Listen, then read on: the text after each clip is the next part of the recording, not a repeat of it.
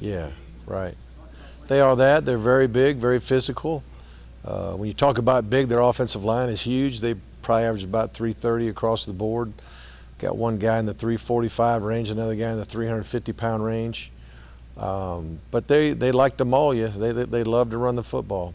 Got a battery of backs that are very talented. A couple of them, one over 600 yards, the other one right on the verge of 600 yards rushing already. They're number one in the league in rushing per game. They do a great job there, but they throw the ball well too. Allen, their quarterback, is very talented, got a lot of arm talent. They pass protect well. They throw it to the receivers a good bit, but they've got two tight ends that they throw it to an awful lot as well. So it'll be a big challenge for us. Speaking of a battery of backs, your guys have kind of stepped up everything. Well, we went in the season with, we thought at least 5 guys that could really carry the load, and we've had a little attrition for various reasons, obviously, but Nick being there and being physical enough and in good enough shape to carry that ball that many times, it was pretty impressive. And then Brendan, to be there and supplement the efforts of Nick was big. I mean, it was a big part of our game, and we didn't have to really abort anything that we had planned that week. What's it like having Todd Gurley back at practice? Well, we enjoy having Todd at practice. He's a guy everybody really enjoys. Any news on Todd at all? Yeah, I really don't know. Do we know where the investigation is? I'm not going to make any comments on that. Should we expect the same workload from Chubb this week, or are we going to split it up with Brendan this week? We know Chubb's capable of that, so I mean it could happen again. But we think Brendan did a nice job when he had his opportunity as well. On Saturday, we watched a lot of the team members throw up threes, I guess, in honor of Todd Gurley. How have you watched the team rally around him?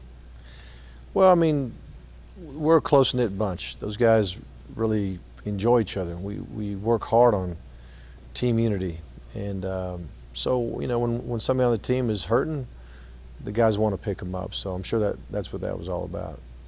As a coach, is that rewarding for you as a coach to see the guys come together and be so close? Well, yes, and I was just proud of how everybody kept their focus on their business and took care of it. And it's hard to play a game like that under any circumstances. So, but we had a good week of practice. I think we're getting better at preparing and understanding how important preparation is. I think even our scout teams really truly understand how crucially important they are to the team by simulating the opponent the best they can and trying to be better than the opponent to show us the flaws that we have so we can make corrections during the week instead of trying to make them in between series or at halftime. Because scout teams can expose a lot if they'll work hard enough. And if they don't work hard, it's hard to get better. It's hard to practice with effort if the guy across from you is not giving effort. So I just think we're in a good place right now as far as that's concerned, and hopefully we'll keep preparing well. You're facing a team that likes to pound just like you do. Yeah. Is it kind of like facing yourselves again? A little bit. We're not when we practice. We usually have a lot of scout team practice this time of year, but we could practice a little bit more against each other and get the kind of looks that you're looking for. A lot of times when you go offense versus defense, your 1 units and your 2 units, you're doing that for speed of the game and just kind of,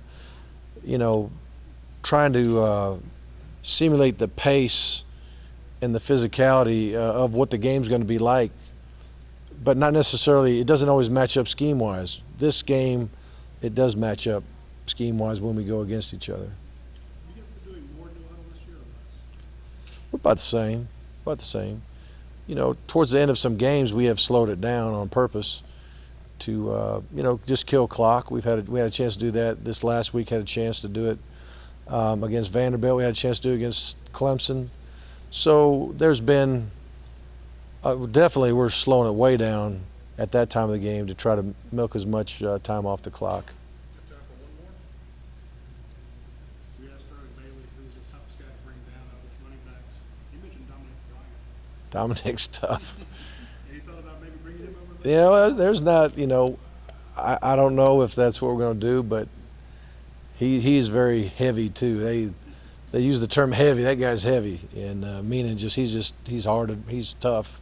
He's hard to bring down. And I've been watching the scout team work, and he's a good simulation for what they're about to see as far as a big physical back. Thank you.